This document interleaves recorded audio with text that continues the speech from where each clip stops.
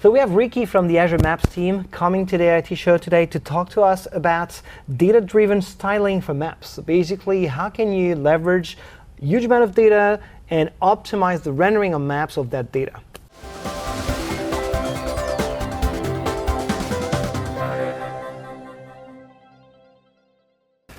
Hi everyone, this is the IoT show. I'm Olivier, your host. Today with Ricky, we're going to talk about data-driven styling for maps, right? All right.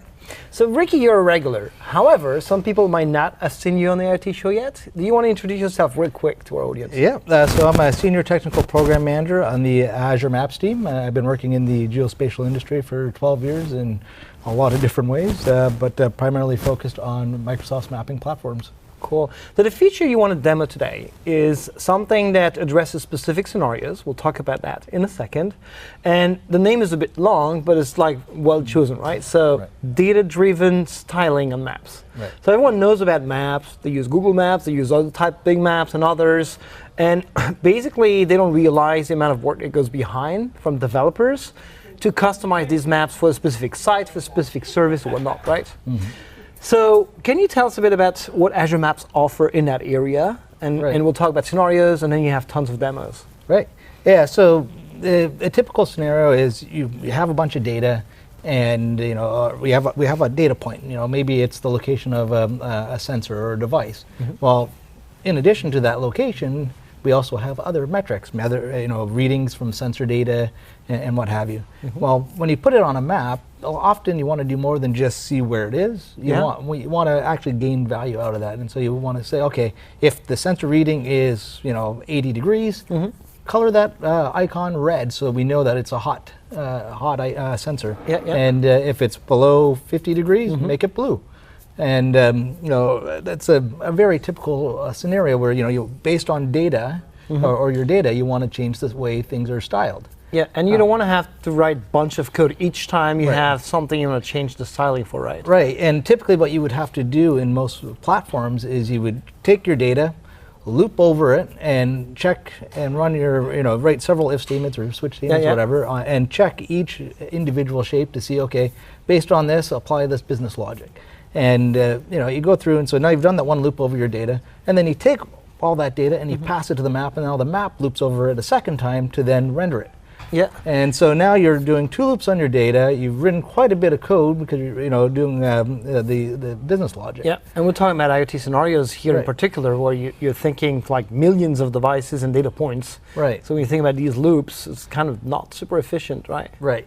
And so with that in mind, so what we've done with data-driven styling is we said, what if we provide an easy way to define your business logic as a property mm-hmm. of a layer, and then when you pass that, connect your data up to the mm-hmm. layer, the only time we loop over the data is that render time once.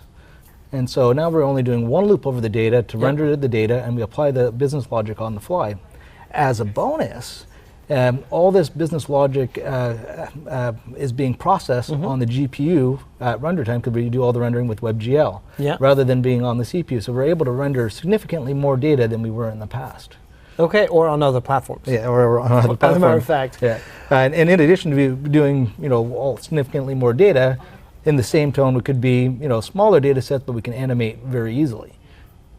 Awesome. All right. So you use people to have very neat demos with mm-hmm. controls and so on for maps. I guess this is no different, right? Right. So I'll start off a really basic sample here. Okay. So we start off, we'll take a look at what the final product is, but we see a map with a couple of circles on it. Not all that interesting on the surface, but if we take a look at the source code here, and we'll open it up in GitHub because we make all these samples open source, we can take a look at what the actual data contains. So inside here we see some test data, and it has 4 point locations or point features. Mm-hmm. Each one has a set of properties, but they don't all have the same set of properties. So the first one has a radius value and a category value. Okay. And the second one has a different radius value and a different category. So mm-hmm. Based on that, we might want to style our data differently. Okay. But the third one only has a radius value, no category. So what do we do there? And then the last one doesn't have any properties. So what's the default? Once again, yeah. And so how do we handle this from styling? So if we go through here, okay, we load our map. Once the map's loaded, we create a data source to put our data in. Okay. And then we create a layer. So I'm using the bubble layer in Azure Maps because that's one of our easiest, one of the least complex styling options we have. So I want to keep this simple so we can understand and follow. So one of the options you can have is color. So we can pass in just any CSS color. We can say, oh, just make it red, and all of the bubbles would be red. But in this case here, let's take the category property, and based on that, we'll say, okay, if the category is cat 1, make it purple. If the category is cat 2, make it green. Okay. And if no category is specified, fall back to red. Okay. And so that's what we see here in the code here. So we have an expression which is doing a match, and it says, okay, get the category property.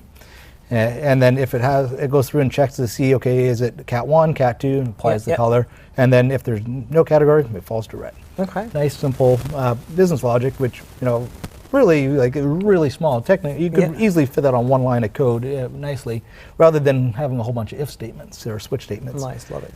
Going further, we have the radius. So now we can scale the radius or change the radius on a whole bunch of different metrics. So in this case, we're keeping it simple. We're saying, okay, let's just grab the radius property or the my radius property from the shape if it has it. And if it does, we'll use that. If not, we'll fall back to 10 pixels. Okay. And so we say, okay, so we could case expression, which, so it's, a Boolean expression. We do a quick check, does it have or has a my radius property? If so, get it. If not, use 10. Okay. So that's how that sample was created. Very simple and very easy to understand styling. Nice. And another aspect to that is that if data changes, which it does, right? Especially in IT scenarios, what needs to happen from the dev perspective and UI perspective for that to be refreshed on the screen here? So of course I've closed the code samples, but the key thing is, so we have this data source where we put our data in.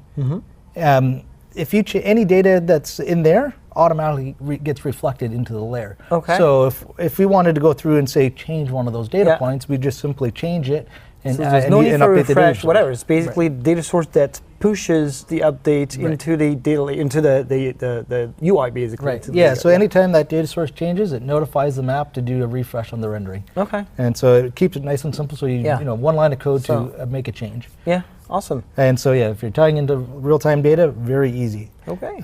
Now let's take a look at another slightly more complex. So we're using the bubble layer again because we don't want to. Because you like that one. Yeah, like that one. Who doesn't like bubbles anyway? It's only got a handful of styling options, where some of our other layers have like 50 or 60 options, which is overwhelming. So this example here is taking earthquake data from the last 30 days and is showing us the most significant earthquakes. And so this is a live feed that is coming from the USGS. Okay. I could easily change this to something that the hourly feed if I wanted to, so that every hour it updates. But what we're seeing here is, based on the magnitude, I want to do three things. I want to assign it a color. Yeah. I want to assign it a scale or radius, and I also want to put some text on top, which is the magnitude value plus the letter M. Okay. And so we can do a whole bunch of custom styling of that using the data-driven styling. Okay. So, in this case here, we can kind of see, okay, we're just calling a URL, for the earthquake data. Okay, so that's GeoJSON. Yeah, it's GeoJSON data. That's the default data set or data format we support, but we can support others as well. And again, created a data source and we say, okay, import from URL. Okay. And then for styling, okay, so we'll skip opacity because I just put a hard-coded value in for this example. But for color, this time I'm doing a linear interpolation expression. Okay. And based on what I'm doing is, okay, we know this data has a mag property, which contains the magnitude information. So what this expression does, it says, okay, if the magnitude is 0, color it green. If the magnitude is 5, color it yellow. If it's 6, orange. And 7, red. Okay. And so if you think about this, so this is going to do a linear interpolation. This is going to create a gradient. And which is quite nice because the magnitude value isn't an integer, it's a float, so there's decimals. And so this here takes care of all that for us. And so instead of having to do a whole bunch of complex things, and rounding off things, it just works. Nice and simple. You don't even need to know your, your code for colors, right? It's like just write green and yellow. It will figure out what's in between. Yeah, like we can put in hex colors or RGBA if you wanted to. Nice. Now let's take a look at the radius. So this time now, based on the magnitude, I want to scale it. Yeah. And so again, I'm using a linear interpolation, and we also have exponential as another option. But in this case here, if the magnitude is 0, give it 2 pixels. Make it really small. Pretty much invisible. If the magnitude is 8, give it 40 pixels. So anything in between is going to be scaled. So which is quite nice. I don't have to go through and figure out, okay, how do you do this so it looks consistent. Nice. Yeah, love it. Yeah. So now we're going to get a little bit more complex. We have the symbol layer. Yeah. In this case here, we're going to use this so symbol layer allows you to do both an image, if you want to put images on the map, and text. So in this case here, we don't want the image, we just want the text. Okay. And so I set the image property of the icon options to none. But for the text options, what I wanted to do was take that magnitude value and add the letter M to it. Okay. And then display that. And so I have yet another expression, and this type of expression is a string style expression. And so I go through and I say, okay, I want to concatenate. Okay. And so, but first I got to take that magnitude value, turn it to a string. Yeah, turn it to a string. Yeah, yeah. And then concatenate it with the letter M on the end. Okay. And so now, I have that business logic defined there, and it's in a format that the GPU can understand. And which is text. or that our rendering engine can understand. So this gets all processed there rather than on the CPU. And everything in the line of code. Single line of code for doing all of that. Right. So great. Now we have that beautiful rendering. Yep. Now, going a lot further. Okay. And getting a lot closer to a typical IoT scenario. Okay. Every IoT device has two pieces of information always: a timestamp, and a location. So let's take this things further here. We have a nice simple example here, but with the IoT devices, there's 2 pieces of information always. There's a timestamp and a location. Yeah. Not every IoT device sends a location information, but you know where you put that device. You'd better know where it is. Definitely. You don't want to lose that. Yeah, and then every time it sends a reading, it has a new timestamp and a new set of readings. Yep. And so if you wanted to animate that data, in most applications, you would have to loop through all that data and go through and say, okay, these are the values to show now. Yeah. All right, now the values change. Here's another set. And so now you're doing those 2 loops over and over again because you do business logic and rendering for every animation frame, which is really, really slow. Yeah, yeah. So with data-driven styling, we can speed things up. So let's take a look at this example here.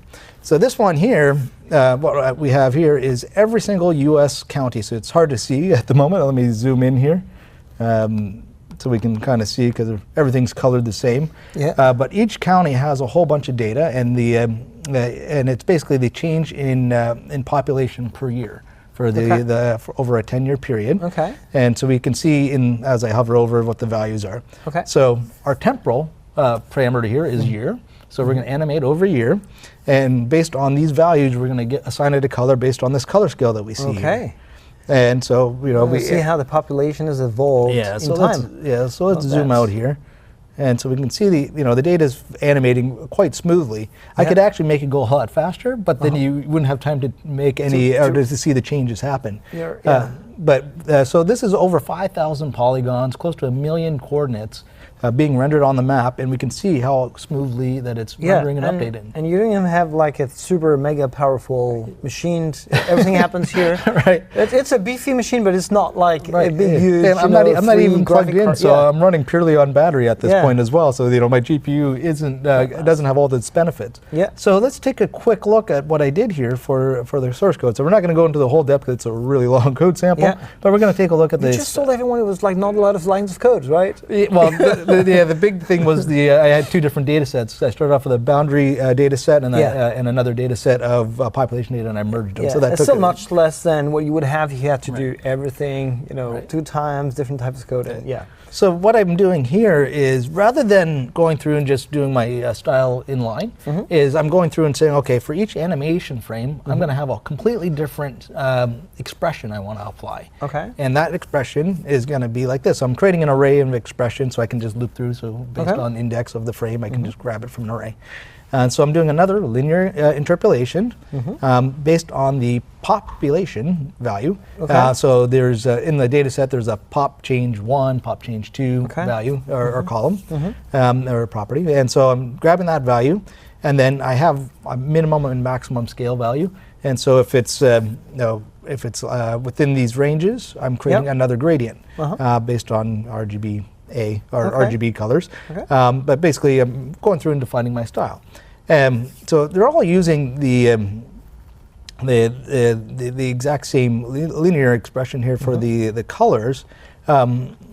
But the main difference being that I'm changing the column, the property in the data set, right? Right. Okay. So rather than pop change 1, I'm using pop change 2, and so it's just simply saying, okay, do the exact same business logic, but on a different property in the same data set. And so now it just has to go through and say, oh, I don't even need to re-render the data. I just need to update the color of it. So I don't need to do any calculations on the coordinates and figure all that transformation.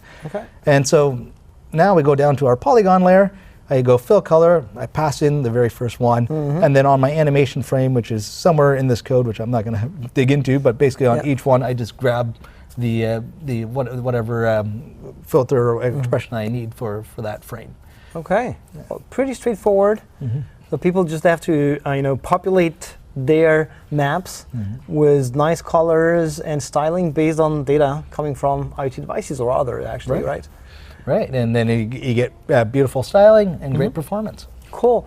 So we're going to add some links for people to access these samples. Thanks, Ricky, for coming on the show. Yeah, no problem. Thanks, people, for watching this episode, and see you soon, guys.